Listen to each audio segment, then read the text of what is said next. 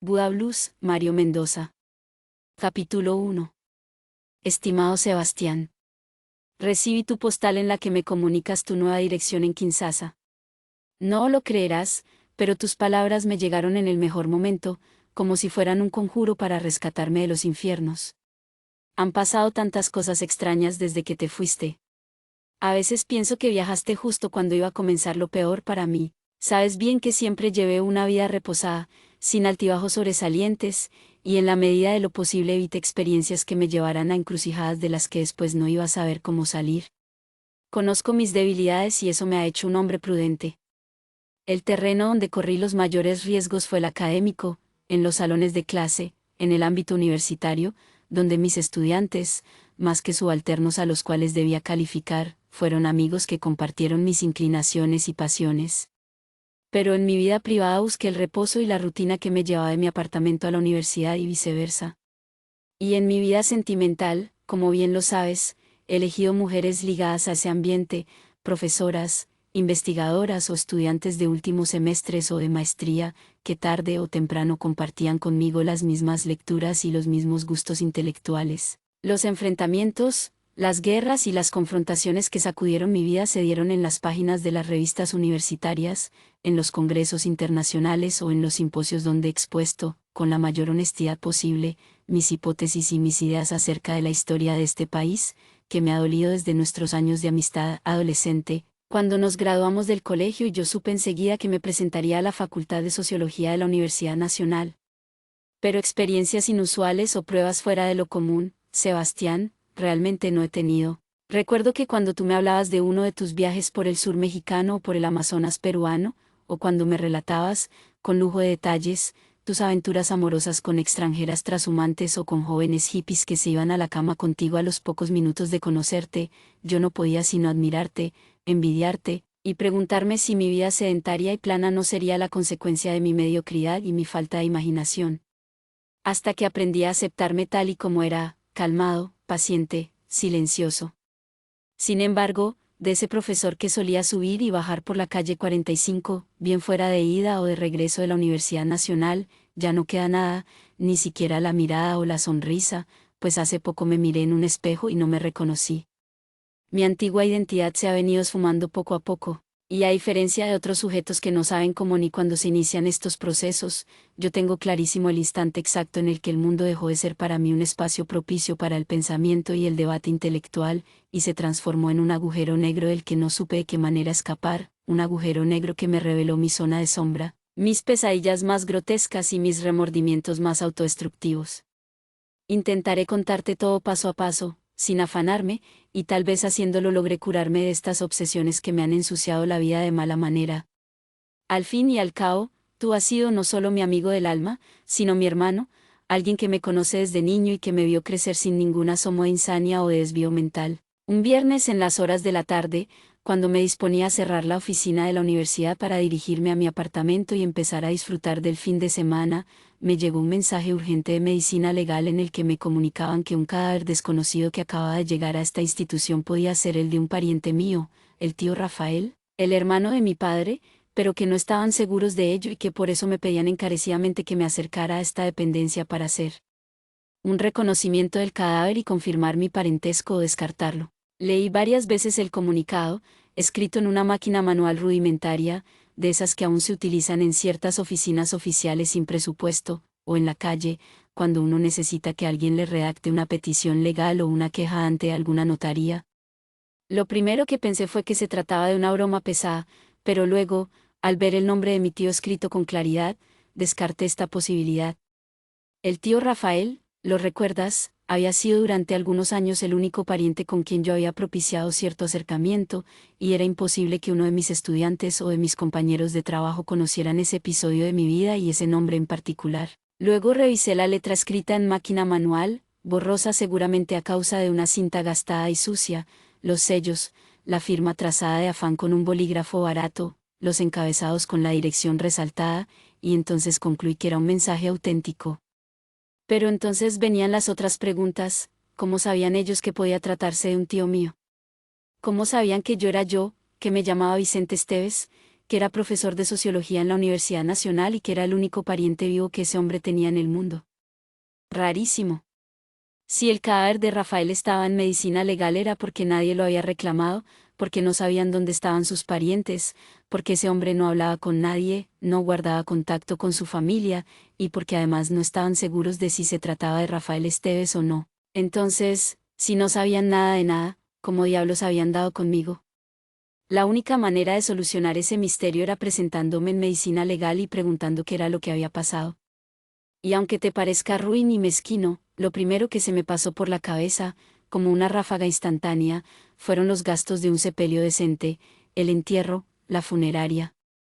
Adiós a mis ahorros, que pensaba invertir en un año sabático por fuera del país, tal vez tomando notas para un libro que quería escribir hacía tiempo, la poesía chicana como conciencia histórica, o para ahondar en una investigación, que en mi concepto, había dejado inconclusa, una visión erótica de la Iglesia Católica. Después, arrepentido y avergonzado por una idea tan miserable, cerré la oficina y tomé la decisión de dirigirme a medicina legal a ver si ese hombre que estaba allí, entre los refrigeradores junto a otros cuerpos maltrechos y sangrantes, era el de mi tío, la oveja negra de la familia, que desde muy joven se había alejado de los suyos para construir una vida extraña y desconocida de la que nadie, a través de los años, había tenido noticia. Crucé la ciudad en mi pequeño Volkswagen, metiéndome en el tráfico de la calle 26 y después en las filas interminables de autos que regresaban del trabajo a esa hora por la avenida Caracas hacia el sur. Para empeorar aún más la situación, una lluvia torrencial inundaba las calles, los andenes, y había dañado varios semáforos del centro de la ciudad. Mientras esperaba pacientemente frente al volante, recordé la cara de Rafael, su porte delgado y erguido, con ese aire aristocrático que tenía en la mitad de una pobreza infame, barbado, con sus ojos de lechuza al acecho, atento a cualquier estupidez de sus interlocutores para empezar a sonreír con ese aire de desprecio que tanto lo caracterizaba. Durante mis años de rebeldía adolescente yo lo había admirado de manera irrestricta, me había enfrentado a la familia buscando alinearme con él y me había identificado con su posición de intelectual marginal que no negociaba principios ni cedía terreno ante las presiones de una sociedad mediocre y deshonesta. ¿Recuerdas que alguna vez, cuando estábamos los dos en un taller de escritores, te llevé a una cafetería de Chapinero para entrevistarnos con él y que, con un café humeante al frente, nos dijo que si no habíamos leído el Cuarteto de Alejandría, de Laurence Deral, jamás entraríamos en la verdadera madurez? A continuación, empezó a explicarnos cómo la pasión corporal y física, la posesión carnal, suele confundirse con el auténtico amor, y que solo los años le enseñan a uno que el amor es lo más cercano a la amistad y la camaradería, donde no poseemos al otro sino que conquistamos el mundo a su lado. ¿Recuerdas cómo lo escuchábamos con la boca abierta, idiotizados, como si estuviéramos oyendo las palabras de un profeta? Nos despedimos de él y, sin dudarlo, entramos de inmediato a la librería Backholz, en la calle 59, y reuniendo dinero entre los dos y sacando todos nuestros ahorros del mes, compramos la vieja edición de bolsillo del cuarteto publicada por Sudamericana. ¡Qué escena tan maravillosa! Los dos cachorros intentando robar sabiduría para enfrentarse al mundo.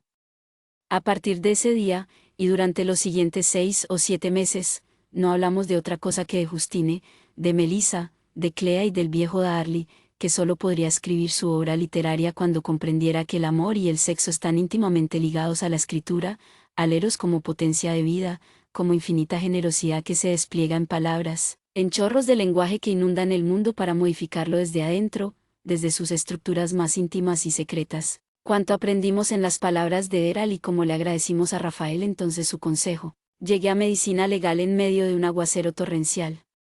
Varios indigentes que ahora recorren el Parque Tercer Milenio en busca de sus antiguos recuerdos del cartucho, cuando esa zona de la ciudad era en realidad un pasadizo a un mundo de miseria, vicio y abandono, rondaban el sector con sus ropas mugrientas, sus miradas de animales salvajes y sus trastos al hombro. Seres nómadas, ancestrales, que nos recuerdan nuestros primeros tiempos, cuando recorríamos el planeta con garrote en mano y dormíamos donde nos cogía la noche, en cuevas o guaridas que nos protegían de las inclemencias del clima y de las otras bestias que deseaban devorarnos. Entré a las oficinas chorreando agua por la chaqueta y un portero despistado me anunció, como si nada hubiera pasado, que la secretaria y los demás funcionarios habían cerrado sus cubículos y se habían marchado. Le expliqué que era un caso urgente, le mostré la nota que acababa de recibir, y el tipo, con la misma actitud displicente, solo se dignó decirme: mire, jefe, como usted hay muchas personas más esperando para identificar a los suyos. Yo no puedo hacer nada. Venga el lunes, en horario de oficina. No logré convencerlo de que me dejara hablar con los médicos o los encargados de las neveras. Le aseguré hasta la saciedad que reconocer un cadáver era cuestión de segundos, que yo entraba, miraba el cuerpo y ya, me iba sin ponerle más problemas. Hasta intenté comprarlo y le ofrecí una bonificación si me echaba una mano. Nada, se quedó igual, con los brazos cruzados en el pecho, mirando hacia la nada, y lo único que murmuró fue: más bien aproveché el fin de semana antes de las malas noticias del lunes. La frase no podía ser más indignante, pero lo peor fue que el tiempo le dio la razón, porque esas palabras se cumplieron con exactitud.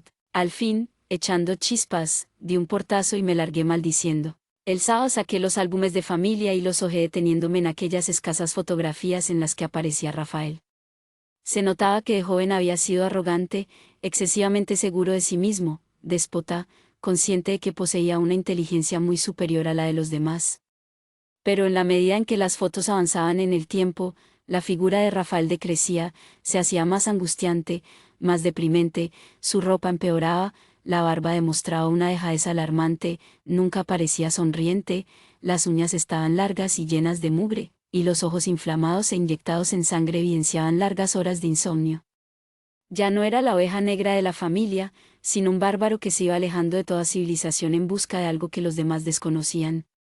En las últimas fotos ya ni siquiera miraba la cámara, sino que su figura, apenas esbozada, cruzaba el fondo, junto a una puerta, en el patio o al lado de unas escaleras. Se notaba que ya no podía hablar, que no soportaba la cercanía de los demás y que se estaba alejando de manera vertiginosa hacia una dimensión nebulosa que solo él podía habitar. Me dio escalofrío al cenar los álbumes.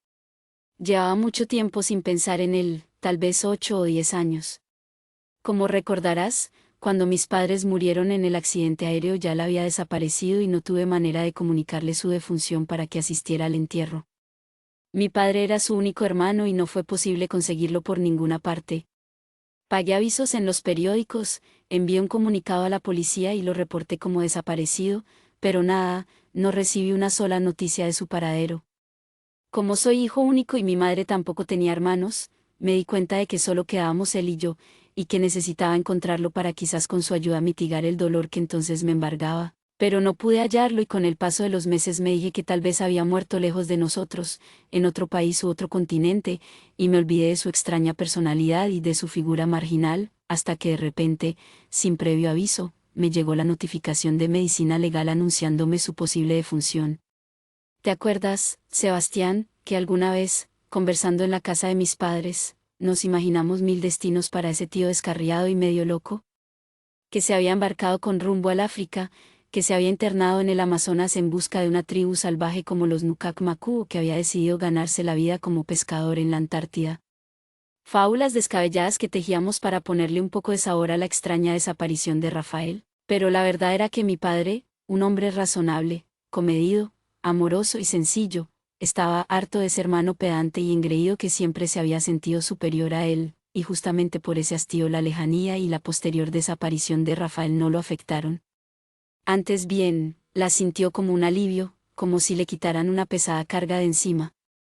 Es fácil imaginar, también, que mi tío debió pedirle dinero prestado 1000 veces a mi padre, para una cosa y para la otra, y que en una situación semejante la ausencia de un vago pedigüeño es una bendición. El domingo saqué las cartas de mi familia y busqué alguna escrita por Rafael o destinada a él. Solo encontré una breve nota dirigida a mi padre en media hoja de cuaderno, escueta, con una letra torcida y nerviosa, y cuyo contenido me pareció entonces completamente incomprensible. Estamos ciegos y es difícil percibir su efecto, pero ahí está, rondándonos, aplastándonos, embruteciéndonos. No pienso continuar bajo su efecto. Tarde o temprano escaparé de su zona de influencia. Eso era todo. Tenía un tono paranoico, delirante, y pensé que tal vez se la había escrito a mi padre en medio de alguna borrachera o bajo el efecto de algún sedante o somnífero que habría ingerido para poder dormir. En las horas de la tarde, como producto de la fuerte presión emocional a la que estuve sometido, empecé a sentir dolores de cabeza que me condujeron a la cama. A las 6 de la tarde estaba nadando en fiebre y las amígdalas inflamadas me impedían comer o beber cualquier clase de líquido. Esa noche tuve pesadillas atroces en las cuales Rafael me culpaba por su muerte, una muerte atroz, sangrienta, entre gritos de desesperación y gestos que demandaban ayuda. Me levanté muchas veces ahogado, con las sábanas empapadas en sudor y murmurando disculpas delirantes. El lunes, atiborrado de pastillas para la fiebre, el catarro y los dolores de cabeza, me presenté a las 8 de la mañana en medicina legal. 2 secretarias revisaron la nota, buscaron en unas carpetas, y después de ir y venir de un lado para otro y de realizar un par de llamadas, me comunicaron entre sonrisas idiotas que lo lamentaban mucho, pero sin no se podía llevar a cabo el reconocimiento del cadáver porque, en realidad, no había ningún cadáver para reconocer. Casi estallo de la ira. Una de ellas, la más vieja, intentó controlarme con una explicación escueta. Sí hay cadáver, señor Esteves, pero está irreconocible. Lo encontraron cuando ya llevaba varios días en proceso de descomposición. Entonces, ¿qué carajo estoy haciendo aquí? Necesitamos que usted nos indique si puede tratarse de su pariente o no. ¿Y qué quieren que haga? Una sesión de espiritismo. Si no se calma, no vamos a poder ayudarle. Extrajo un papel de uno de los cajones de su escritorio y me lo mostró. El cuerpo fue hallado en una pensión cerca del mercado de San Victorino, aquí a pocas cuadras, y la fiscalía selló la habitación hasta averiguar de quién se trata. Vamos a darle una autorización especial para que entre y revise los objetos personales del occiso. ¿Y cómo llegaron a mí? ¿Cómo saben que puede tratarse de un pariente mío? En el pantalón solo se encontró una tarjeta de una librería, la librería Merlín, y su dueño, el señor Célico Gómez, nos dijo que por las señas él sabía de quién se trataba, que era el señor Rafael Esteves, cliente asiduo de la librería, y que tenía un sobrino, el señor Vicente Esteves, que trabajaba como profesor en la Universidad Nacional. ¿Usted, Célico? Repetí el nombre como si toda esta historia me pareciera pura ficción, una trama policíaca de mal gusto inventada solo para mortificarme y hacerme salir de mis casillas. ¿Te acuerdas de Célico, Sebastián, ese personaje medio chiflado al que solíamos comprarle libros muy cerca de la avenida Jiménez, en un pasadizo que comunicaba 2 carreras y que estaba permanentemente atiborrado de ensayos y novelas desde el piso hasta el techo? El tipo nos consiguió vanas veces libros por encargo, novelas, obras de teatro, poesía o antologías de cuento que ya estaban descontinuadas hacía rato. El bueno de Célico, que vivía 5 centímetros por encima de la realidad, y al que no volvimos a visitar desde una noche en que nos atracaron a la salida de la librería y nos robaron hasta los zapatos. Recuerda su delgadez extrema, sus ojos de ratón de biblioteca, su sonrisa espléndida. Pues ahora, muchos años después de haberlo olvidado por completo, su nombre reaparecía en una dependencia oficial ligado a la trágica muerte de mi tío. De todos modos, hice la última pregunta antes de ceder del todo.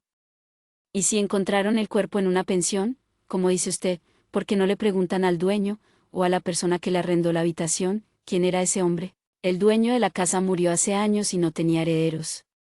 La casa quedó entonces dividida entre los inquilinos.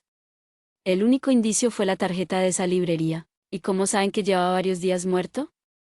Dije sin saber que la respuesta que me iban a dar me rondaría en la cabeza durante meses y que sería el origen de muchas de mis pesadillas futuras. Por el tamaño de los gusanos, sentenció la mujer con brutalidad. Me di por vencido y le pregunté a la secretaria la dirección de la pensión donde habían encontrado el cadáver. Ella hizo otra llamada y después me dijo: los agentes del CAI de la Jiménez ya vienen para acá y ellos lo acompañarán hasta el lugar. Como está sellado por la fiscalía, solo puede entrar en presencia de la policía. Gracias, murmuré entre dolores de garganta y un principio de tos que ya empezaba a castigarme los pulmones. Me senté en una banca a esperar a la policía. A los pocos minutos, en efecto, llegó una patrulla con 2 agentes y me condujeron a pocas cuadras, justo en pleno mercado de San Victorino, entre vendedores de cucharas de palo y payasos que anunciaban almuerzos populares, e ingresamos en una casa polvorienta a punto de derrumbarse. En el primer piso alcancé a vislumbrar a una anciana rodeada de ollas quemadas y frascos sucios que se quedó mirándome desde una habitación oscura y destartalada, en la que había reservado un rincón para enchufar un reverbero de 2 fogones.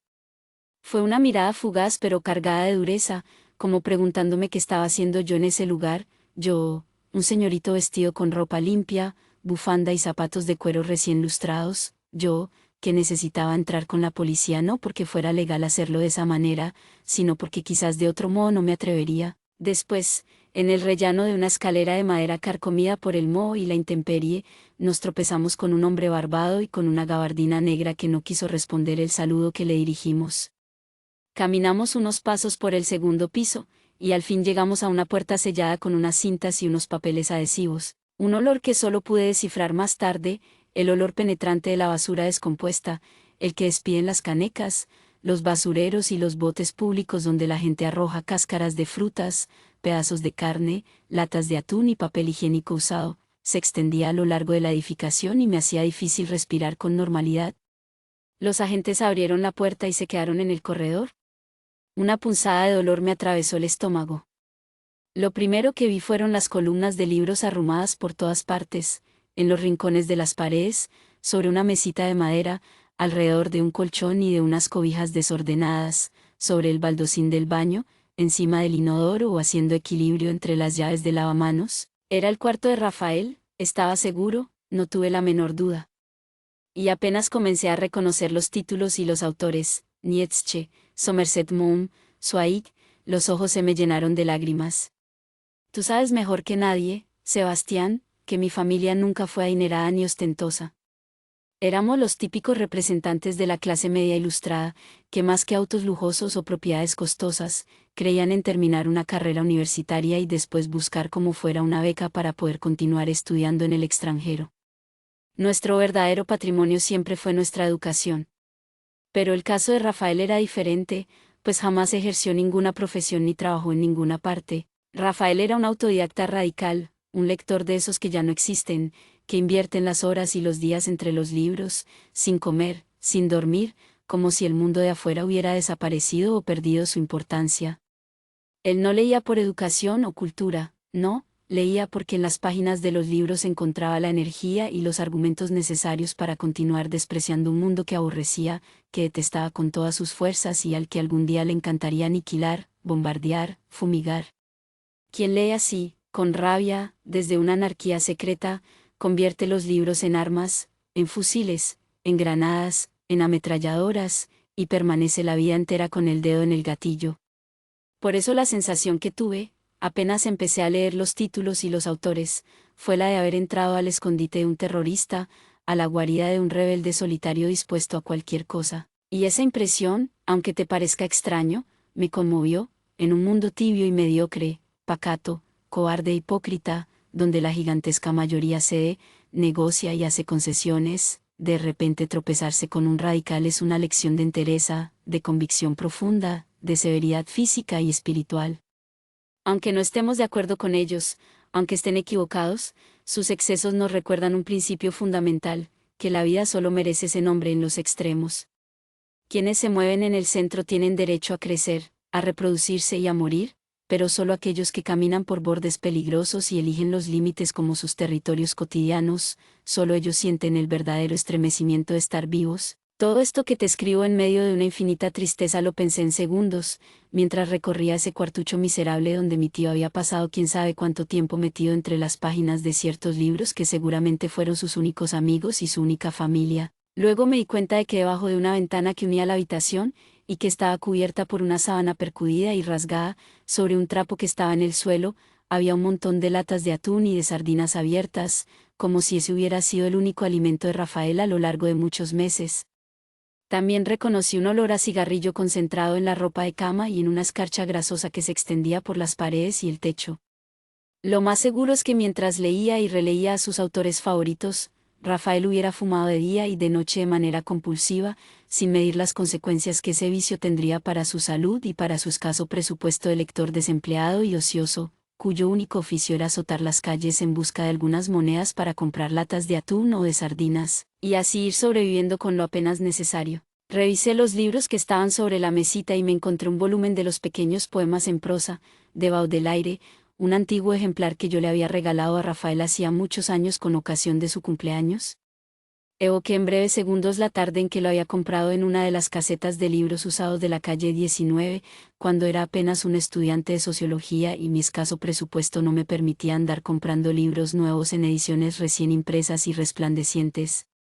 Abrí el libro y vi las anotaciones de mi tío en francés, con su letra menuda y temblorosa, como si se tratara de la caligrafía de un enfermo de Parkinson. Reconocí frases que aludían a la presión de la nueva ciudad industrial sobre una clase de individuo que había surgido entonces y sobre el que no había antecedentes, el hombre de la multitud, Poe, el solitario que vagabundea entre la masa, el nuevo holgazán errático que no encaja en el conjunto general, que desentona en ese aire de progreso e ingenua esperanza que se extiende por toda la Europa mercantil y capitalista que, en lugar de cumplir con los ideales de la Revolución Francesa, lo que hará será hundirse en el próximo baño de sangre de 2 guerras mundiales. Eso era lo que decían las notas de Rafael en los márgenes de los poemas de Baudelaire. Seguí hojeando el libro y de pronto, en el paso de una página a otra, me tropecé con la foto de un adolescente que sonreía a la cámara con una bondad que le daba a la escena un aire de beatífica transparencia. Empecé a llorar sin poderlo evitar. Era una foto mía a los 14 o 15 años de edad. ¿Por qué Rafael había guardado esa foto y lo había hecho precisamente en ese libro? ¿Quién se la había dado, mi madre o mi padre? ¿La había pedido él especialmente o la había robado de algún álbum en un momento de descuido familiar? Recordé que el día en que me habían tomado esa foto estaba en pijama y con una pierna enyesada. Mi madre me hizo cambiarme la camiseta, me peinó hacia atrás, salimos al patio de la casa para que la luz fuera aún más potente y le dio la orden al fotógrafo de que tomara la foto solo de los hombros hacia arriba. De algún modo, pensé con la foto entre las manos, esa toma era una metáfora perfecta de mi vida, la parte de arriba sonriente y con una apariencia impecable, y la parte de abajo sucia, sin bañar y enferma, casi paralítica. ¿No me definía a la perfección esa lejana fotografía adolescente? Lo sabía Rafael con su perspicacia habitual y por eso la había guardado. Después continué revisando los libros y me tropecé con notas en inglés y alemán, idioma este último del que no entiendo sino muy escasas palabras. La erudición de Rafael era apabullante, pero en la medida en que hurgaba entre sus libros una idea se iba delineando poco a poco en mi mente, que hay un tipo de inteligencia descomunal, punzante, salida de lo normal, que en lugar de beneficiarnos lo que hace es hundirnos en un mare magnum de confusión general, hastío y resentimiento. Ese tipo de inteligencia no es un privilegio, sino un castigo. El que la posee no la disfruta, la padece como una infección, como una fiebre que cada cierto tiempo regresa y aniquila las defensas y destruye todo el cuerpo, o como una llaga que de vez en cuando vuelve y se abre para derramar su pus maloliente e infecta. En contraste con ese tipo de inteligencia, la incultura es una bendición. En el baño encontré una barra de jabón barato, una crema de dientes, un cepillo con las cerdas aplastadas y un sobre de aspirinas. Nada más. Como había un escape de agua imperceptible y las losas del piso estaban húmedas, me resbalé, y antes de irme de bruces alcancé a poner las manos en el vidrio para sostenerme. Recuperé el equilibrio y entonces me fijé en que en la parte trasera de la gaveta donde estaba el espejo, medio suspendida, a punto de caerse sobre el lavamanos, había aparecido una libreta pequeña junto a un ejemplar del periódico amarillista El Espacio, como si Rafael la hubiera acuñado al muro con las páginas del diario y el brusco movimiento del espejo la hubiera hecho desprenderse hacia abajo. La jalé con suavidad y le eché un vistazo. En la primera página, Rafael había escrito a manera de título la cosa, y a partir de la segunda página venía una especie de narración desenfrenada y nerviosa que se extendía a lo largo de unas 40 o 50 hojas. Disimulé, revolví aquí y allá, curioseé, y, sin que los policías se dieran cuenta, me metí la libreta en uno de los bolsillos de la chaqueta. Finalmente me acerqué a la puerta y les dije con la voz apagada: sí, son los libros de mi tío. No me cabe la menor duda. Encontré incluso una foto mía cuando era adolescente. Recuerde que no puede llevarse nada hasta que no se clarifique la identidad del occiso. Todo quedó donde estaba. Lo regresamos entonces a medicina legal, ordenó uno de ellos y bajamos de nuevo para entrar a la patrulla. Lo que vino después fue otra vez una de esas escenas absurdas de las que uno quisiera despertarse para quitárselas de encima. Resulta que el cuerpo de Rafael estaba en tal grado de descomposición que no solo no se podía reconocer su cadáver, sino que había perdido también las huellas dactilares. Según me explicaron, había muerto dentro de la habitación y en los días siguientes los vecinos creyeron que el olor desagradable que se extendía por la casona se debía a que las tuberías estaban dañadas y dejaban escapes que despedían aguas negras a la superficie. Como ya se habían presentado varias veces esos mismos desperfectos, los vecinos decidieron que se trataba otra vez de los mismos daños y no se pusieron de acuerdo en la cuota que debían reunir para contratar un plomero y arreglar de una vez por todas los tubos que atravesaban cada uno de los 2 pisos de la casa. Ninguno se percató de que el olor se debía a que Rafael se estaba pudriendo dentro de su habitación. Solo cuando uno de ellos vio un puñado de ratas salir por debajo de la puerta del cuarto de mi tío, empezó a sospechar y dio aviso a la policía. Era demasiado tarde. El cuerpo estaba amoratado, putrefacto, carcomido por miles de gusanos blancos, y las ratas también habían hecho su festín y lo habían mordisqueado por todas partes. Y la única pista para saber quién era ese extraño anciano barbado y solitario fue la tarjeta de la librería de Célico. Y si las huellas dactilares están irreconocibles, ¿cómo vamos a saber entonces si se trata de mi tío o no? Pregunté sintiendo que la fiebre me entorpecía los sentidos y me hacía ver la realidad de manera difusa y borrosa. Nos toca hacer un examen de ADN, aseguró la secretaria más vieja. ¿Y eso es ágil y sin inconvenientes? Dije yo con la mayor ingenuidad. Mañana tomamos una muestra de sangre y en 2 o 3 meses nos llegan los resultados. Sentí como si hubiera explotado una granada en la sala. ¿3 meses? ¿Me está usted diciendo que mi tío se quedará 3 meses congelado en esas neveras y que yo no podré enterrarlo como exigen las más elementales reglas de la civilización y la decencia? Grité al borde de un colapso. Mire, señor, tranquilícese, afirmó con voz calmada la secretaria, como si estuviera acostumbrada a lidiar con tipos como yo, cuya condena había sido ir a parar a ese cuchitril entre kafkiano y dantesco. Nosotros no tenemos la culpa de nada, nos atenemos a seguir un procedimiento. No podemos entregarle un cadáver sin saber de quién se trata. Hay que estar seguros. Tenga paciencia. Venga mañana, hacemos el examen de sangre y comenzamos los trámites cuanto antes para que usted pueda darle sagrada sepultura a su tío. Los exámenes van a un laboratorio a Estados Unidos y en 3 meses estarán de vuelta. Puedo mandar una nota para que nos agilicen el proceso. Suspiré y me derrumbé en un asiento. No había nada que hacer. Afirmé con la cabeza y prometí entonces que a la mañana siguiente regresaría temprano para los exámenes y para firmar los documentos que hicieran falta. Esa noche soñé con Rafael desmembrado dentro de un refrigerador, con varios gusanos enormes saliendo de sus cuencas vacías, buscando sus partes, preguntando por una mano o por un pie. Pesadillas atroces que me dejaron sentado en la cama y chorreando sudor por el cuerpo entero. Miré el reloj, las 11 de la noche. Solo había dormido 2 horas. Me vestí y decidí que en lugar de pasarme el insomnio contemplando el techo y atormentándome con ideas absurdas, prefería ir a investigar a la pensión de Rafael. Quería ver de cerca el lugar, sin testigos, respirar la atmósfera en la que él había pasado buena parte de su vida, meter el hocico en el hueco donde había agotado sus días y sus noches. San Victorino era a esas horas un territorio para bestias bien entrenadas. Animales de presa y carroñeros recorrían las calles aledañas con las fauces babeantes y los ojos desorbitados. Entre los borrachos, los vendedores de bazuco y los atracadores de oficio logré pasar inadvertido gracias a mi aspecto enfermo y a mi rostro sin afeitar, ojeroso, y a la tos persistente que me sacudía el pecho en espasmos irregulares. Además, como sabía que me iba a meter en la boca del lobo, me puse la peor ropa que encontré y me calcé unos zapatos sucios y trajinados.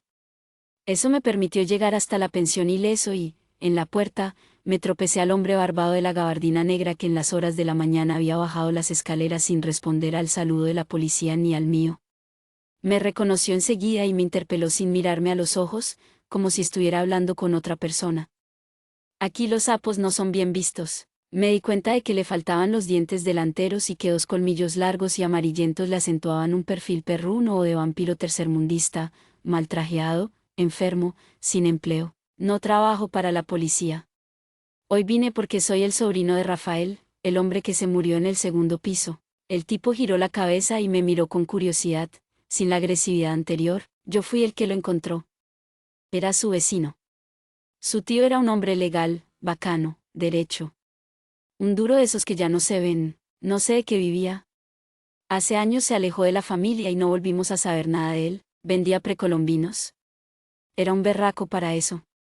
Se iba 1 o 2 meses para el Huila o para Boyacá, regresaba con unas vasijas o con 2 esculturas en miniatura, sabía a quién ofrecérselas y con eso vivía 4 o 5 meses. Era guaquero. Yo creo más bien que estaba contactado con la gente que era, buscaban donde él ordenara y después cada quien se abría con lo suyo.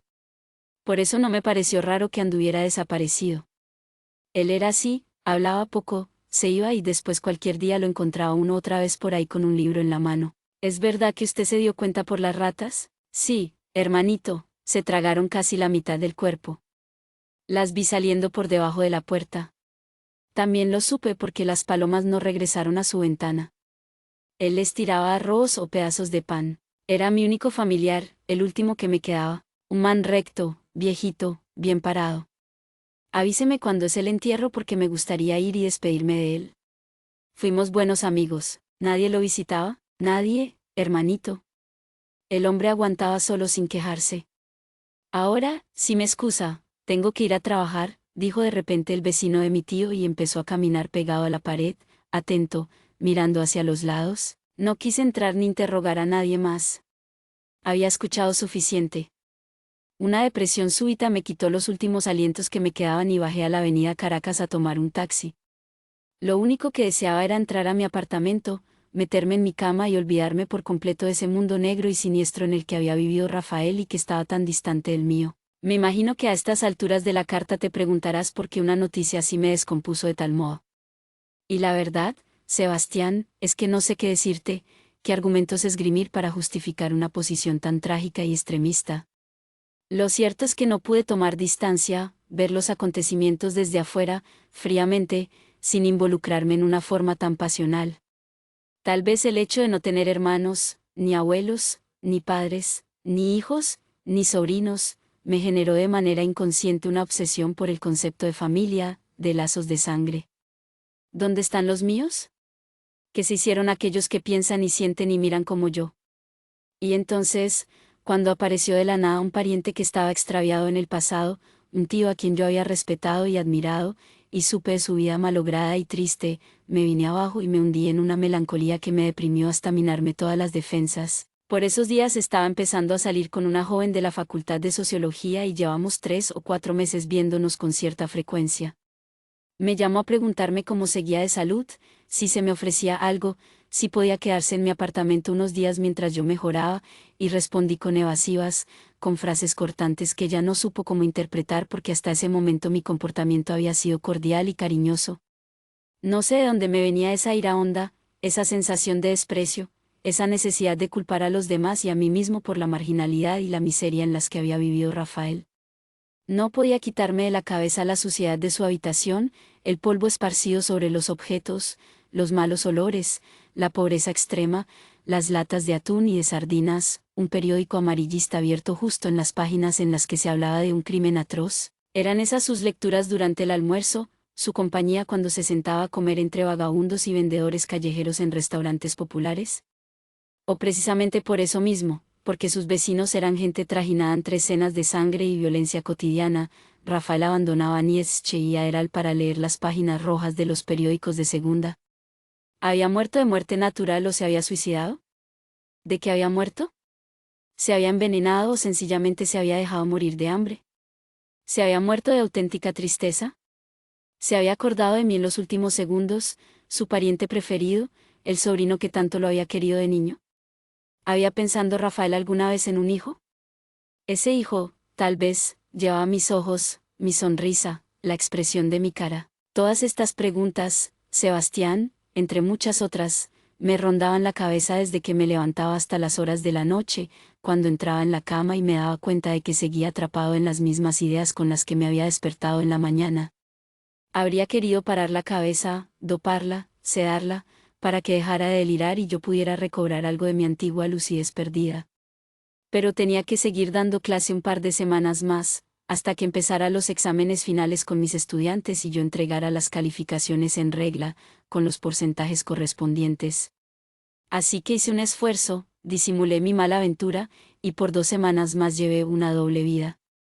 Por un lado, la del profesen de sociología abnegado y responsable, y por otro, la del pariente que se hace exámenes de sangre en medicina legal para poder reclamar el cadáver de un tío muerto entre vagabundos callejeros, traficantes de poca monta y vendedores de utensilios de cocina. Una tarde visité la librería Merlín, la vieja librería de Célico Gómez que solíamos frecuentar cuando éramos estudiantes y que tantas sorpresas nos deparó entre sus estantes torcidos y sus pilas de libros sin clasificar.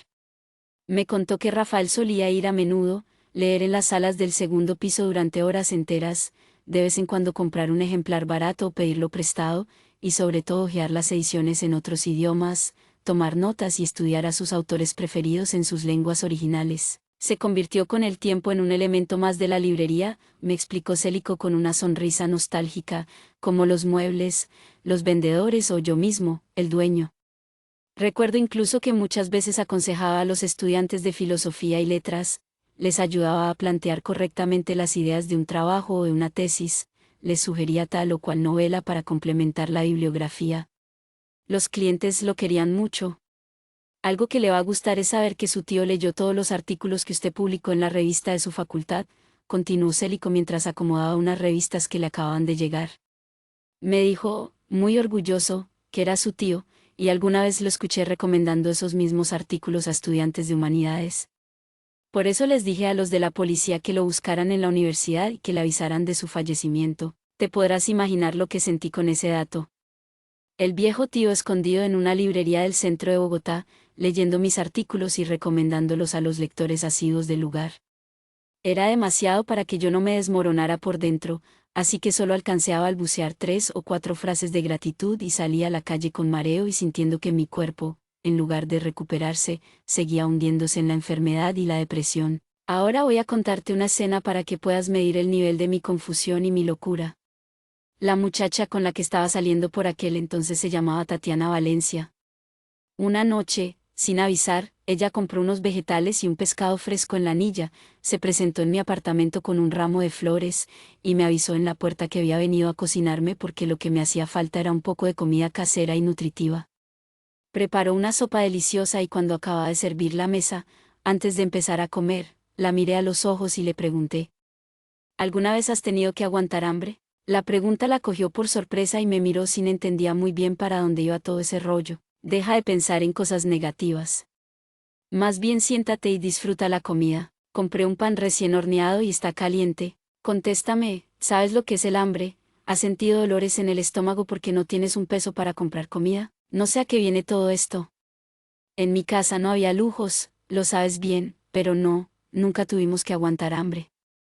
Vengo de una familia de clase media, y supongo que sueñas con casarte con un profesional exitoso, tener lindos niños, comprar una casa y un carro, y de vez en cuando pasar vacaciones en el extranjero con tu maridito. ¿Qué te pasa? ¿Qué diablos te he hecho yo? Dijo Tatiana perpleja, parada justo en el umbral entre la sala y la cocina. A mí no me pasa nada. Solo me pregunto algo elemental. Tú y yo somos sociólogos, se supone que investigamos sobre este país, y en realidad no tenemos ni puta idea de lo que estamos hablando. Citamos los últimos informes de Naciones Unidas según los cuales tú y yo vivimos en la zona más injusta socialmente del globo, citamos cifras de desplazamiento forzado, denunciamos en nuestros artículos el exterminio indígena, el racismo exacerbado, pero la verdad, la única verdad, es que nos estamos refiriendo a una realidad que desconocemos, de la que no hemos experimentado nada en absoluto. Y me pregunto cómo puede uno discursiar de lo que no sabe nada. No entiendo esta andanada sin pies ni cabeza. Solo pregunté si has sentido hambre. Supongo que ninguno de los tuyos tampoco la ha sentido. Vienes de una familia feliz cuya mayor virtud es el ímpetu, las ganas de ascender socialmente, de convertirse en personas de bien, educadas y, en la medida de lo posible, adineradas. Deja esa pose hipócrita. Tú tampoco has sentido hambre ni tu familia tampoco. Has dado en el clavo, Tatiana. Ahora sé que uno de los míos, uno de mi tribu, sintió hambre y soledad, y se tragó las calles con el estómago vacío, y se alimentó durante semanas o meses con latas de atún y de sardinas, y vivió entre mendigos, drogadictos y enajenados mentales.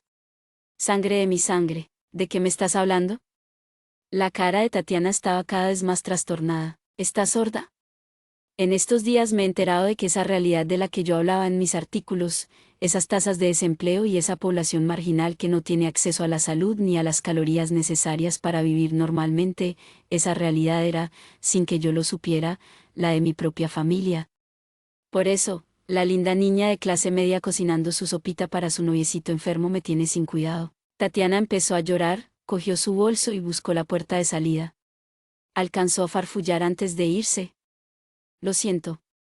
Solo quería que te mejoraras, nacía más. Alcancé a escuchar sus gemidos mientras bajaba las escaleras del edificio. ¿Te imaginas semejante disparate? Una joven inteligente y maravillosa viene a demostrarme todo su cariño y toda su lealtad, y yo, en lugar de agradecérselo, lo que hago es sacar la navaja y empezar a tirar lances a diestra y siniestra. Te cuento esto para que veas lo mal que estaba por aquellos días y la mala onda que empezaba ya a apoderarse de mi cabeza. Apenas terminé de hacerme el examen de sangre y de llenar los formularios para identificar ese cuerpo que aún permanecía en las neveras de medicina legal, una noche, con el resfriado en su punto más crítico, abrí la libreta que había tomado del cuarto de Rafael y releí el título, La cosa. Me pareció un título rarísimo, que no le traía a uno ninguna imagen inicial. Pasé la página y me concentré en los primeros párrafos. Se trataba de una disquisición de unas 40 hojas, de un texto cuya exposición apuntaba a un centro muy claro. Todo a nuestro alrededor está diseñado para embrutecernos, para mantenernos empantanados en una mediocridad afectiva, moral, política, intelectual, física. Rafael sentía que la educación tradicional era en realidad una manera de ir cegando a nuestros niños y a nuestros jóvenes, de irlos preparando para que el sistema los machacara más tarde a su antojo. Ninguna materia está diseñada para entusiasmar, para seducir, para fomentar la alegría del conocimiento. Todo lo contrario, cada maestro deposita en su clase sus propias frustraciones, su tristeza, el estruendoso fracaso de su vida, y de ahí en adelante el sistema entero se encargará de irnos moldeando para que jamás despertemos de ese marasmo que es la vida de manso empleado eficiente, las propagandas, las telenovelas y los seriados televisivos, los noticieros de radio y televisión que siempre mienten y que observan los hechos desde ángulos sesgados que están bajo la supervisión de ciertos consorcios económicos, el concepto de belleza anoréxico y famélico que condena a millones de personas a sufrir con dietas y a someterse a pésimas alimentaciones, la comida chatarra que condena a los otros a engordarse hasta la enfermedad y la muerte, el consumismo aberrante, el arribismo, la xenofobia creciente, el racismo soterrado o explícito, todo está perfectamente armado para que cada uno de nosotros caiga en la trampa y empiece a comportarse como los otros, a pensar lo mismo, a sentir lo mismo, a soñar lo mismo, a esa gigantesca maquinaria, a ese descomunal tinglado donde todo está preparado para que nuestras vidas sucumban y se hundan. Rafael lo llamó la cosa. Como si se tratara de una entidad, de un ser vivo cuyos tentáculos están por todas partes listos a capturarnos y triturarnos.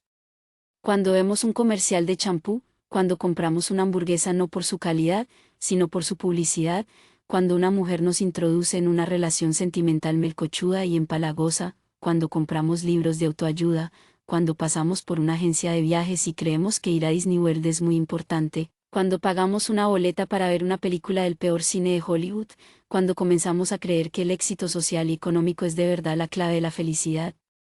Cuando sospechamos que el pan es malo para la salud, en fin, cuando cualquiera de las infinitas ramificaciones de la cosa nos atrapa, ¿estamos entrando entonces en una región cerebral de máxima estupidez?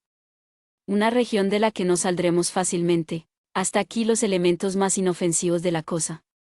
Porque había también un capítulo dedicado a la guerra, a los soldados, a esa cantidad de jóvenes de todas las nacionalidades engañados por gobiernos irresponsables y por políticos deshonestos y corruptos, generaciones enteras de buenos muchachos enterrados en trincheras, masacrando civiles, lanzando bombas contra niños indefensos, torturando a hombres desarmados que aúllan como animales desde el fondo de calabozos y de prisiones clandestinas en los 5 continentes. La cosa no solo embrutece, también prepara a los hombres para la muerte, los adiestra, los entrena, los convierte fácilmente en asesinos, y después, los que logran sobrevivir a esas hecatombes y esos genocidios regresan a casa deshechos, con insomnio, se levantan a altas horas de la noche y recuerdan los rostros de todos aquellos que mataron vilmente, escuchan los ruegos de piedad, los sollozos de las víctimas pidiendo clemencia, y entonces esos antiguos soldados no pueden compartir con los suyos, no pueden hacer una familia, no pueden comer acompañados, y terminan hundidos en vasos de alcohol buscando olvidar los crímenes que cometieron, pinchándose dosis cada vez más altas de heroína o colgándose en el garaje cuando nadie los ve ni sospecha de ellos. ¿Cuántos jóvenes habrá aniquilado la cosa?, se pregunta Rafael, tanto en el bando de las víctimas como en el de los victimarios. Y a esos pelotones de soldados bien entrenados hay que sumarles los agentes de policía que golpean estudiantes universitarios, sindicalistas, y que en secreto, como una práctica clandestina que muchas veces les exigen para formar parte de la élite policial que busca ascensos y medallas, fusilan extrajudicialmente a vagabundos, prostitutas, travestis y gamins. Y también cuentan los detectives, las agencias de seguridad, los porteros armados y los guardaespaldas, toda una serie de grupos de asesinos que el sistema permite, patrocina y legaliza para presionar a los que no se sometan ni quieran respetar las reglas, absurdas o sensatas, de ese mismo sistema. La estrategia, explica Rafael, es entonces clara: el que no se doblega termina en la clínica psiquiátrica, en la cárcel, en el cementerio o en la calle, durmiendo a la intemperie y sin un plato de sopa para alimentarse. La pregunta clave es: ¿cómo rebelarse a la cosa sin terminar loco, preso, muerto o viviendo como un pordiosero? ¿Cómo estar por fuera sin que el sistema nos detecte y envíe a sus esbirros a meternos en cintura o eliminarnos? Lo extraordinario de la reflexión de Rafael es que, con lujo de detalles, contaba cómo desde sus más tiernos años de infancia la había sentido la atmósfera nociva y el aliento malsano de la cosa.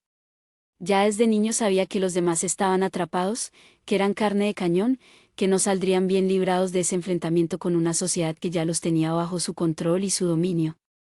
Incluso aquellos que creían que estaban en contra, aquellos que se oponían con cierta pose de extremistas marginales, estaban también sometidos, pisoteados, bien vigilados. A lo largo de sus años de juventud, entonces, la pregunta fundamental de Rafael fue cómo escapar, cómo salirse de la red, cómo huir sin aspavientos, sin llamar la atención, sin hacerse notar. No quería marchar ni llevar pancartas por la calle, no quería pertenecer a ningún grupo, no quería matricularse en ningún partido político ni en ninguna sociedad filantrópica, no, quería vigilarse al máximo, quería estar atento, al acecho, y negarse a terminar una profesión, no casarse, no comprar una casa ni un carro, no tener hijos y no enfermar de cáncer ni agonizar en un pabellón de cuidados intensivos. Para escapar de la fuerza gravitacional de la cosa era preciso salirse de manera radical, en un movimiento contundente y certero, pero sin discursear, sin creerse el héroe, sin sentir ningún tipo de superioridad. Nada de eso, solo dar un paso hacia la izquierda o hacia la derecha y abandonar la fila donde el resto de la gente parecía sentirse tan cómodamente instalado. Así fue como empezó a exiliarse interiormente, a rechazar todo tipo de esquema, toda religión, todo partido político, toda militancia posible. El único problema era cómo sobrevivir, cómo sostenerse sin tener que convertirse en un esclavo, en un empleado perfectamente explotado. Descubrió que sus lecturas de historia y antropología lo habían preparado bastante bien para saber dónde podían existir aún restos de asentamientos indígenas, y que, aparte de los datos necesarios para saber dónde cavar, él tenía además una intuición certera para dar con entierros y tumbas atiborradas de cerámicas precolombinas, oro, esmeraldas, vasijas, adornos y poporos. Luego buscaba el nombre correcto en una larga lista de políticos, historiadores, profesores universitarios y gente interesada en este tipo de arte, y le ofrecía el objeto. Casi siempre se lo compraban enseguida. Tenía buena reputación en el gremio, y si alguno de esos individuos intentaba sacar fraudulentamente del país el objeto que Rafael le había vendido, era su problema y tendría que enfrentar a las autoridades. El negocio de mi tío solo llegaba hasta el comprador, que muchas veces eran museos y casas de la cultura regionales. Después, con el dinero de esas ventas, se quedaba meses enteros por ahí, leyendo, asistiendo a buenas salas de cine, vagabundeando por las calles sin propósito alguno.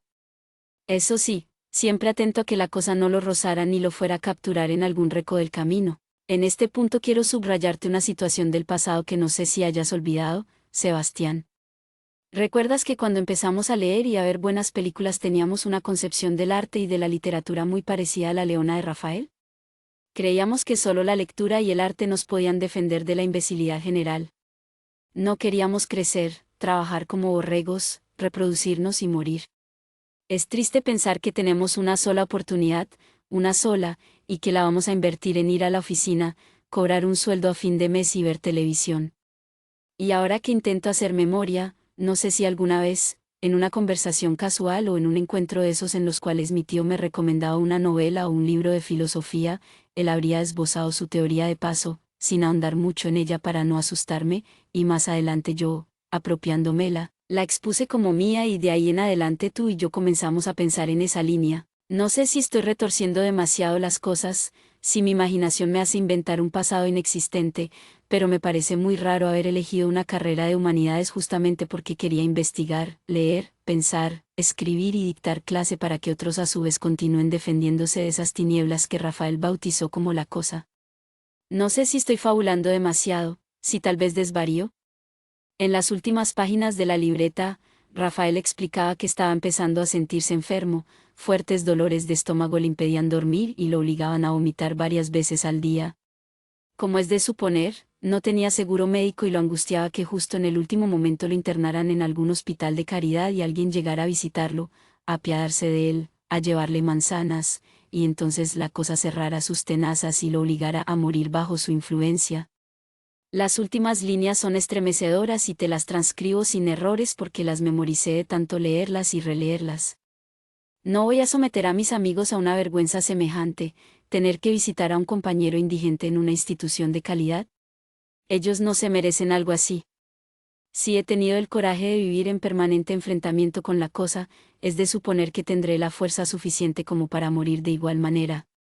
Elegí desde mi juventud ser un renegado y desde un comienzo supe el precio que tendría que pagar por ello. Ahora no voy a reblandecerme, a acobardarme, a pedir ayuda como un viejo chocho y enclenque. Recuerdo un cuento de Jack London en el que un anciano indígena está retrasando a los de su tribu en medio de una travesía invernal. Entonces da la orden de que continúen sin él, se baja del caballo con el cuchillo entre los dientes y espera que lleguen los lobos. Cuando los ve a lo lejos se pone en guardia, respira profundo y, con los pies bien hundidos en la nieve, espera la primera embestida para morir de pie con el cuchillo en la mano. Quizás ha llegado el momento de bajarme del caballo y de morir dando cuchilladas en mitad de la tormenta. Tal vez llegó la hora de morir como he vivido, lejos de todo y de todos. No quiero agonizar entre camas de enfermos, entre seres de una especie que no es la mía, con un televisor al frente y visitado por enfermeras hipócritas, médicos incapaces y curas pederastas. No quiero despedirme del mundo vencido y atrapado por la cosa. Quiero morir aquí, entre mis libros, y así será. Yo decidiré el día y la hora. Lo demás es una trampa. ¿Te imaginas cómo me sentí apenas leí esa libreta? El tío Rafael, el único pariente con el que yo había sentido alguna vez empatía de verdad, una identificación intelectual y vital, había dedicado su vida entera a combatir esa telaraña en la que casi todos caemos atrapados tarde o temprano. Un guerrero secreto y agazapado, un héroe de nuestro tiempo, un soldado librando batallas invisibles.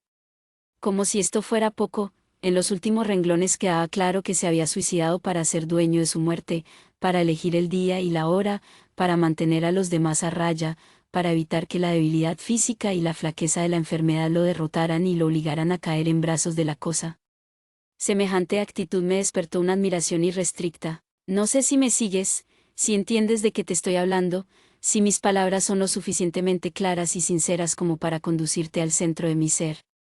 En una época en la que nos enviamos mensajitos insulsos y superfluos por Internet, ya es inusual sentarse a escribir de este modo durante días enteros, para conducir al otro al centro mismo de nuestro corazón, para llevarlo de la mano hasta lo más profundo de nuestras ideas y nuestros afectos.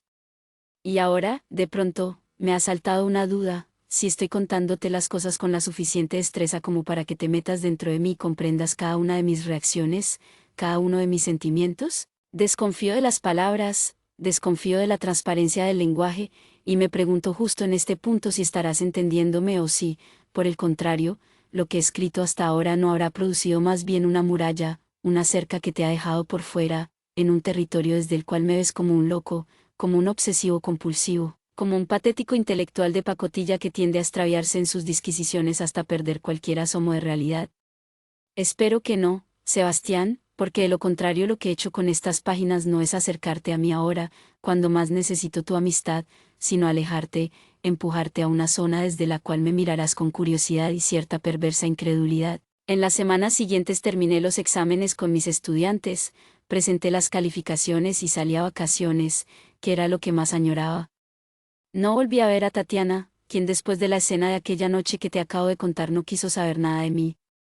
Me dediqué a estudiar el texto de Rafael, a encontrarle aristas secretas y a establecer nexos entre sus ideas y las de sus autores predilectos. Me presenté en la policía y solicité un permiso especial para entrar en su habitación, aunque sin derecho a tomar ninguna de sus cosas.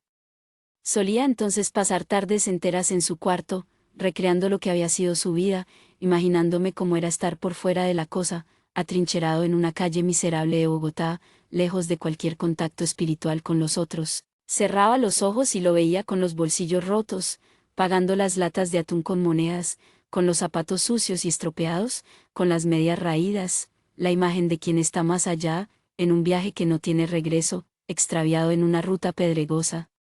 ¿En qué pensaba Rafael?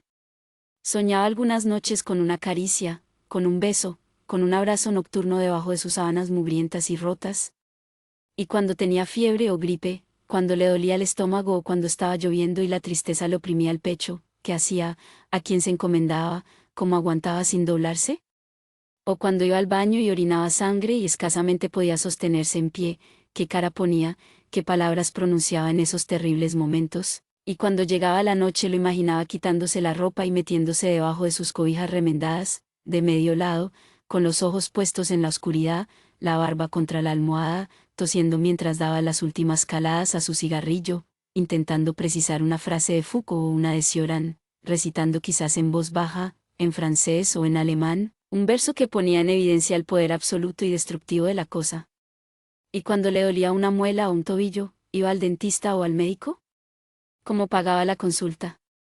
¿Compraba medicinas o las consideraba también objetos engañosos fabricados por la cosa? Entonces, por momentos, lograba meterme dentro de él, comprenderlo, ser él, y me daba cuenta de algo aterrador, que tal vez lo peor de la soledad no es la falta de un interlocutor, sino esa subdivisión malsana, esa multiplicación de sí mismo por medio de la cual la psique ingresa en una esquizofrenia frenética, y es que cuando no hay nadie alrededor, el cerebro empieza a construir una escenografía y una puesta en escena para varios personajes diferentes, cada uno con vida propia. ¿Quiénes eran los personajes creados por Rafael para que lo acompañaran en su batalla secreta? ¿Qué seres eran los que volvían una y otra vez a su memoria, que decían, cómo se comportaban? Quizá la vida de un hombre no significa nada si no conocemos esas multiplicaciones angustiantes o felices que hicieron de él alguien superior a sí mismo. Desde su cuarto miserable, enfrentando una guerra cotidiana contra un monstruo poderoso y avasallador, en cuantos soldados se subdividía Rafael para conformar un pelotón firme que lo protegiera de la derrota y la rendición. Y cuando estaba con las defensas abajo, cuando no tenía ganas de seguir en pie, por donde caminaba, donde se sentaba a leer, qué calle solía recorrer, a qué cines entraba, donde compraba sus cajetillas de cigarrillos, bebía en bares de mala muerte, se acostaba con prostitutas. ¿Qué concepción tenía él del amor, del sexo, de la amistad con mujeres? Porque en el Cuarteto de Alejandría, en una edición subrayada hasta la saciedad, yo me había encontrado una tarde la siguiente anotación: nadie se enamora de otra persona. Mediante un procedimiento narcisista amamos en el otro el reflejo de nosotros mismos. Como el caracol, o como un andrógino cercenado y mutilado que busca su otra mitad, amamos en los otros nuestra propia sombra. Si había escrito eso, ¿cómo era entonces su relación con las mujeres? ¿Nunca se había enamorado?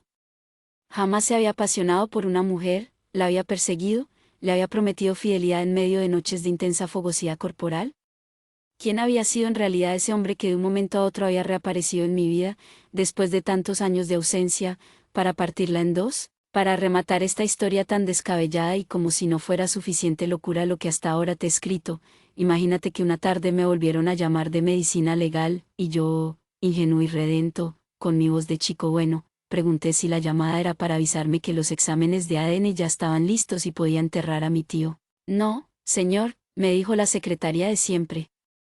Lamento comunicarle que de los exámenes no sabemos nada todavía y que necesitamos hablar con usted cuanto antes. ¿Es urgente? ¿La investigación arrojó algunos resultados nuevos? Sí, señor, es urgente. Pero prefiero explicárselo personalmente. Lo espero hoy mismo, si es posible. A las 4 de la tarde estoy allá. El corazón me latía a toda velocidad mientras manejaba por la Caracas hacia el centro de la ciudad. Cualquier nueva información, cualquier noticia sobre Rafael me generaba una ansiedad incontrolable. La vida de ese hombre era el centro de mi vida, la clave, el eje sobre el cual yo giraba desde el día en que había recibido el escueto y extraño mensaje en mi oficina de la universidad. Sin embargo, estaba a punto de ingresar en una realidad insospechada, en uno de esos agujeros negros que se chupan cualquier asomo de cordura. Si hasta este punto la historia te ha parecido rara y un poco salida de lo normal, no te imaginas lo que viene, Sebastián. No se me hubiera ocurrido que lo vivido hasta ese día era solo una introducción, un umbral, un pasadizo inicial hacia el verdadero meollo del asunto. Apenas entré en medicina legal, la secretaria me hizo sentar y le ordenó a una empleada del aseo que me sirviera un café. Estaba nerviosa, se le notaba que temía una reacción negativa de mi parte. Ese fue el indicio de que lo que me iban a comunicar no podía ser nada bueno. No sé por dónde comenzar. Créame que no es fácil para mí hacerlo venir hasta aquí para transmitirle más noticias negativas, dijo la mujer, mientras se quitaba unos lentes de carey que la envejecían. Las cosas no pueden estar peor, señora, anticipé molesto por ese preámbulo que me obligaba a irme contra las cuerdas. Tener a mi tío en su frigorífico es un hecho que no tiene forma de empeorar, ese es el problema. Que su tío ya no está en nuestras neveras. ¿Qué? ¿Cómo así que no está aquí? Dije poniéndome de pie. Ayer el guardia descubrió que el cuerpo desapareció y no sabemos con certeza cuándo sucedió, qué día hurtaron el cadáver. ¿De qué me está hablando usted? ¿Se da cuenta de lo que me está diciendo? Una depresión súbita me obligó a sentarme de nuevo. Eso significa que me hice los exámenes para nada y que ahora resulta que nunca sabré si era mi tío o no, y que si tener a un ser querido desaparecido es un suplicio que no permite ni descansar en las horas de sueño, tener un cadáver desaparecido es aún peor porque uno no tiene la esperanza de que regrese algún día. Lo lamento, no sé qué decirle, cómo explicar una cosa de estas. Jamás nos había sucedido, pero, ¿cómo se pueden robar un cadáver medio descompuesto? ¿A quién se le puede ocurrir semejante despropósito? No tenemos ni la menor idea. Ya reportamos el caso a la policía. ¿Y se robaron varios cuerpos? Pregunté agarrándome la cabeza con ambas manos. No, señor, solo el de su tío. El resto está en su sitio. Eso significa que entraron, abrieron las neveras y extrajeron solo el de don Rafael. La expresión, don Rafael, me hizo sonreír. La secretaria se creía que esa expresión de respeto aminoraba la gravedad del robo y de la penosa situación por la que yo venía pasando desde hacía semanas. Don Rafael, no podía ser más ridículo. Por un momento me dieron ganas de escupirla, de abofetearla y de arrojarla por una ventana. Pero me controlé, respiré profundo y busqué la salida. Avíseme cualquier cosa que averigüen, por favor, dije ya de salida, sin mirarla. Sí, señor, por supuesto. Ni más faltaba. Cuando salí a la calle, sentí que la cabeza se me iba a estallar de la ira. En un impulso repentino me dirigí a la estación de policía, les solicité que interrogaran al tipo que cuidaba la morgue en las horas de la noche, que lo presionaran, que lo amenazaran hasta que confesara quién lo había contratado o para qué se había robado un cadáver medio descompuesto. La única posibilidad era esa, que el celador estuviera implicado en el robo. Me dijeron que ya lo habían hecho todo y que el tipo aseguraba que no tenía nada que ver, que había cumplido con su deber, que jamás permitiría una cosa parecida. Salí furioso también de la estación de policía, maldiciendo un país en el que se roban hasta nuestros muertos.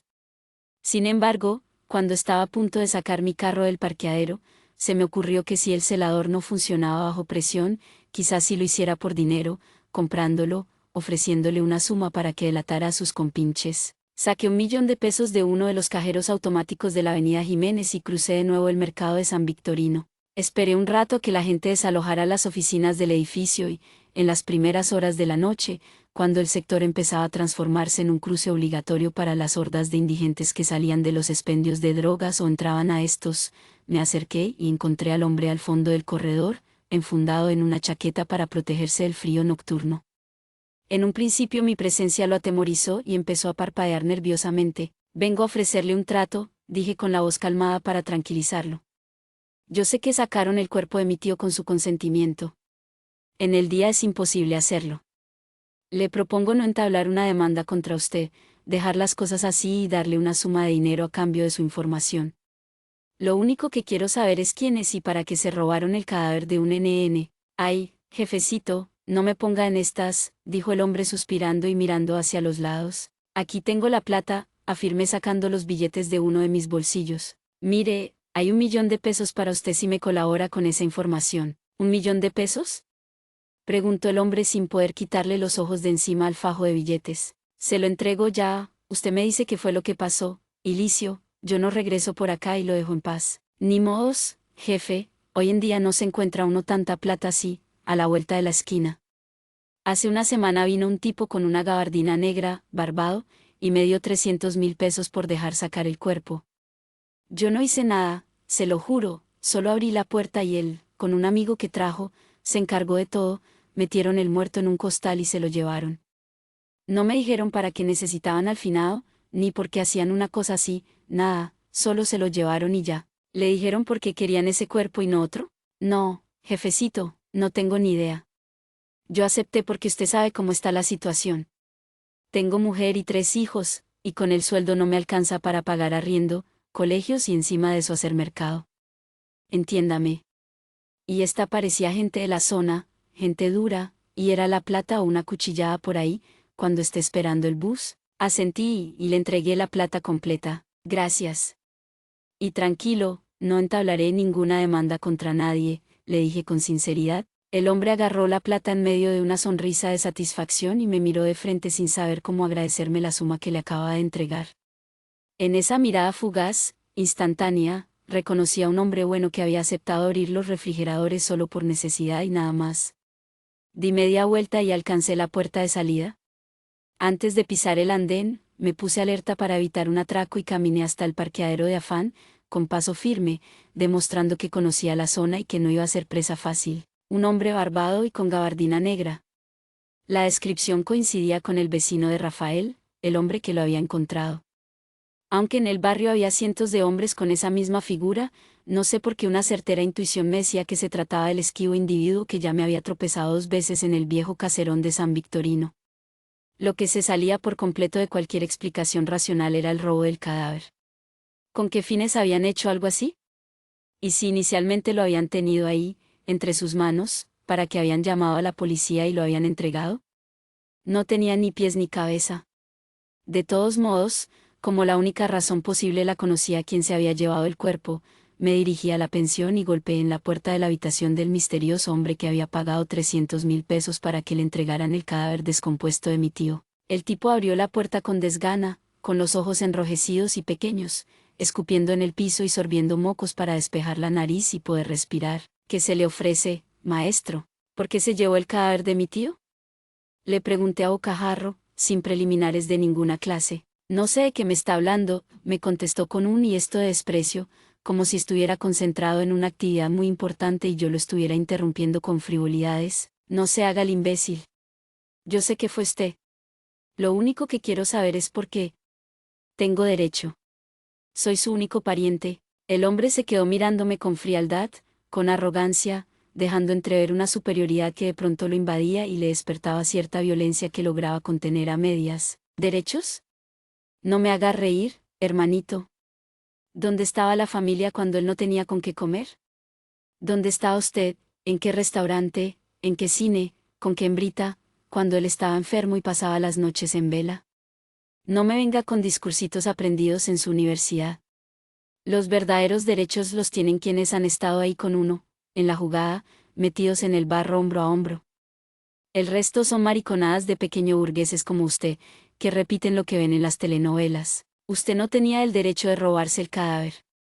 Mi tío se merecía un entierro decente. Mire, hermanito, solucione sus problemas como le dé la gana. A mí déjeme en paz. Y si me sigue jodiendo, lo voy a poner en su sitio. No todos los días amanezco tan decente como hoy, y me tiró la puerta en las narices. A partir de entonces, y durante varios días, me sentí desconectado de la realidad, suspendido en un espacio y un tiempo propios, que no se relacionaban con los demás. Solía visitar la habitación de Rafael, leer y releer sus libros preferidos, caminar por el sector pensando siempre en él, en esa rutina diaria que yo intentaba reconstruir solo a punta de imaginación y buena voluntad. ¿Te acuerdas de que cuando éramos niños, en el jardín infantil, un día nos sacaron de clase y nos llevaron a un salón donde vimos la llegada del hombre a la luna en un viejo televisor en blanco y negro? La maestra nos explicó que los astronautas parecían flotar porque en la luna no existía una ley de la gravedad similar a la de nuestro planeta. Durante semanas y meses enteros tú te obsesionaste con eso y me hablabas a todas horas de una dimensión en la que era posible elevarse y perder ese peso que nos une de manera cargante con el mundo. Pues a lo largo de esos días, Sebastián, yo me sentí igual que los astronautas del Apolo 11, liberado de una atadura, viajando en el cosmos sin sentir mi peso ni mi propia densidad, más allá de la masa corporal que me daba una consistencia real en el mundo. Solo la lectura me unía, como si fuera un tubo a través del cual me llegaba el aire a la escafandra, una vida de la que cada día me sentía más ausente y lejano. No me volví a encontrar con el hombre de la gabardina hasta que una noche, a eso de las 8, cuando ya me disponía a regresar a mi apartamento, me lo tropecé fumando en el corredor del segundo piso, Junto a las escaleras me miró de reojo y me dirigió la palabra con desdén, con ese aire de persona superior que se digna hablar con seres de escasa relevancia. No puso la demanda en la policía. Yo pensé que iba a armar una laraca. Yo sé que fue usted, le dije mirándolo a la cara, tranquilo, sin agresividad, sin alterarme como la vez anterior y sin dejar en mi voz ningún rastro de resentimiento. Pero no tengo pruebas y no puedo hacer nada al respecto. Creo que va aprendiendo cómo son las cosas por acá. En ese momento, con una velocidad de pensamiento que no suelo tener en situaciones así, se me ocurrió una idea a través de la cual podía establecer mi jerarquía frente a ese sujeto altanero y presuntuoso. Usted tiene un cuerpo sin vida y medio destruido. La verdad es que me importa muy poco. Mi tío no está ahí. En cambio yo tengo los libros, los recuerdos de familia, las fotos y la libreta en la que anotó su testamento ideológico. Como ustedes son animales carroñeros, cébense a su antojo con la podredumbre. Me di cuenta de que mis palabras lo habían golpeado justo en el centro del abdomen y que el tipo estaba con conteo de protección. Dejó de fumar y me miró sorprendido y con el ceño fruncido. ¿Cuál libreta? ¿Dónde están sus ideas principales, su pensamiento? Se titula La Cosa, pero dudo mucho de que una mente como la suya pueda entender lo que él escribió. ¿Dónde la encontró? Me dijo acercándose un paso hacia mí, detrás de la gaveta del baño, metida entre el vidrio y la pared. Pero creo que eso a usted no le importa. Y le agradecería que de aquí en adelante se dedicara solo a sus asuntos, porque la próxima vez sí lo denuncio y le juro que no descansaré hasta verlo encerrado en la cárcel. Ahí nos vemos, hermanito, y bajé las escaleras sin darle tiempo a contestarme. Cuando salí a la calle, una sonrisa franca me iluminaba el rostro. Por fin había logrado poner a ese fanfarrón en su sitio. Ese placer me dejaba satisfecho, como si de repente hubiera nivelado en parte una balanza que hasta ese momento había estado inclinada en mi contra. 2 horas más tarde, a eso de las 10 de la noche, sonó el teléfono de mi apartamento y levanté el auricular. Con el señor Vicente Esteves, por favor, dijo una voz masculina desde un teléfono público. Sí, con él habla. Soy el vecino de Rafael. Le ruego que no me vaya a colgar. Necesito hablar con usted cuanto antes.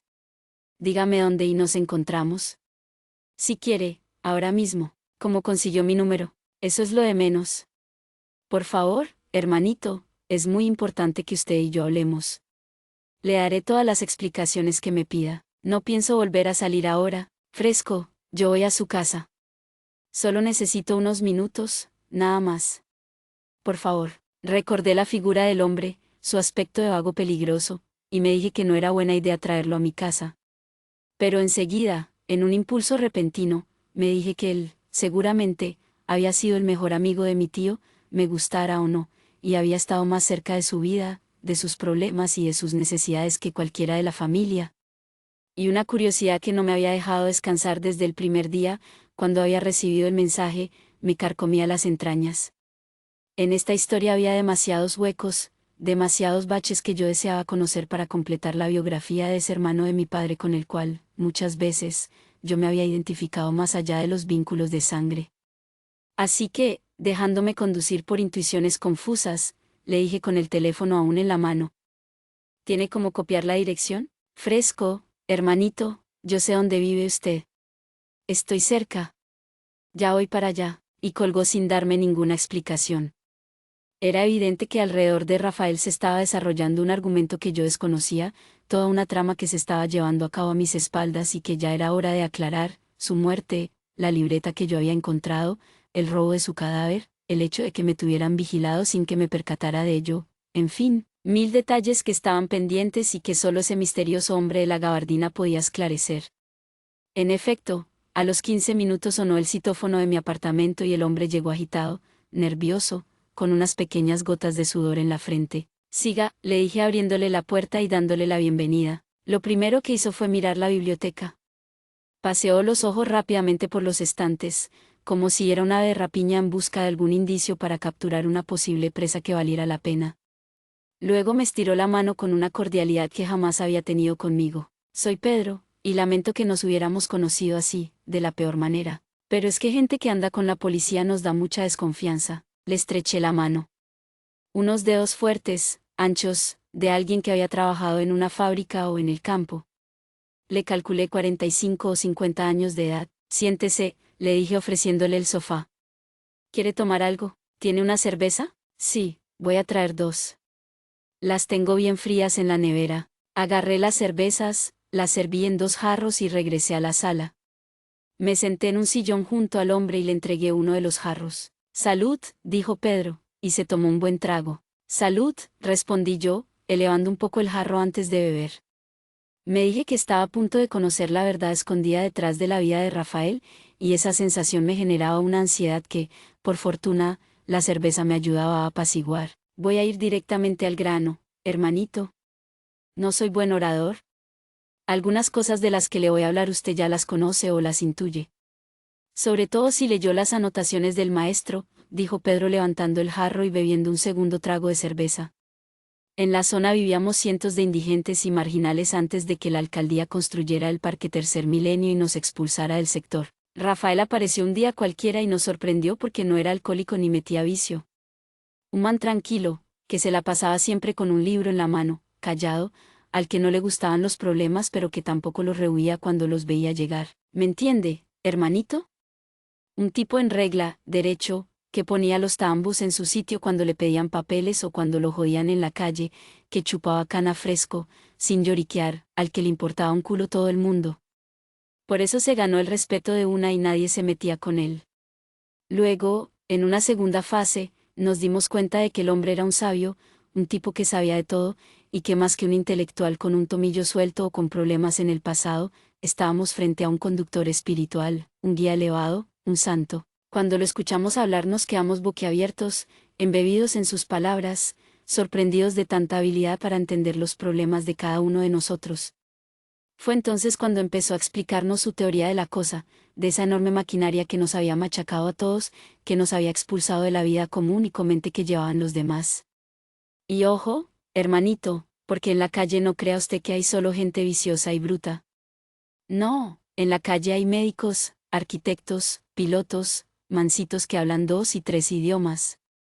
Y a todos nos pareció que él tenía la razón, que nadie nos había explicado con tanta claridad porque habíamos ido a parar a una calle miserable, entre hogueras y recicladores de basura y vendedores de bazuco.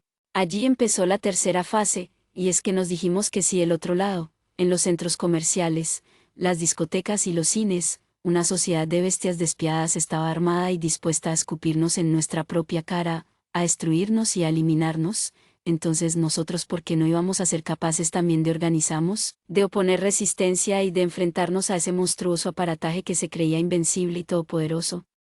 ¿Me entiende, hermanito? Si se pilla para dónde es que voy. De vagos solitarios que se pasaban el día entero filmando vareta o soplando bazuco, pasamos a ser soldados pilos, inteligentes, que no estaban dispuestos a que los siguieran maltratando, negando y asesinando. El maestro nos despertó, nos dio conciencia y lucidez sobre nuestras vidas, y nos regresó la fuerza que habíamos perdido, la confianza en nosotros mismos que tanta falta nos hacía.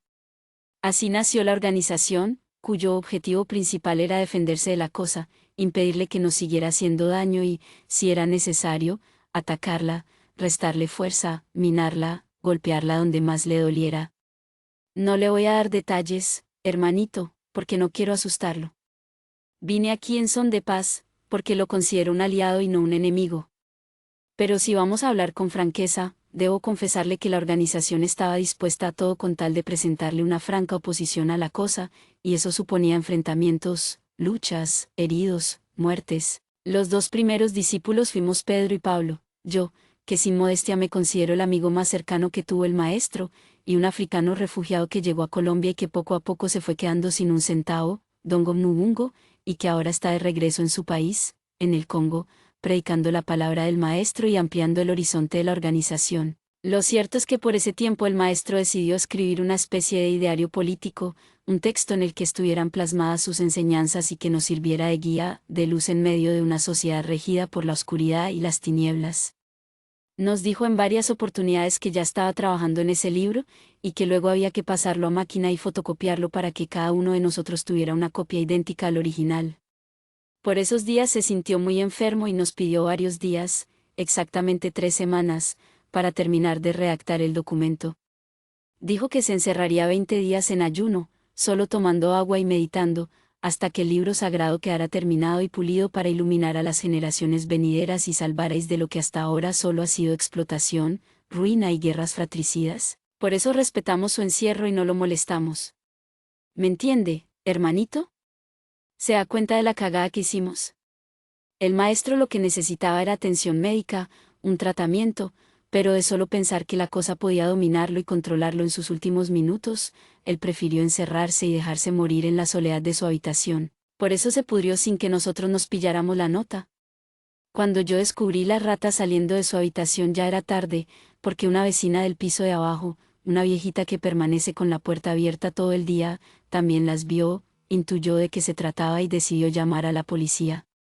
¿Se imagina, hermanito, el error tan hijueputa que habíamos cometido? La policía. Y no alcanzamos a sacar el cuerpo cuando llegaron los Taambus, hicieron un levantamiento del cadáver y se lo llevaron a medicina legal. La cosa había sido más eficiente que nosotros mismos. Lo peor de todo es que al final el maestro terminaría metido en una iglesia, bajo las palabras de un sacerdote y enterrado en un cementerio como si fuera cualquier mortal. No podíamos permitir algo así.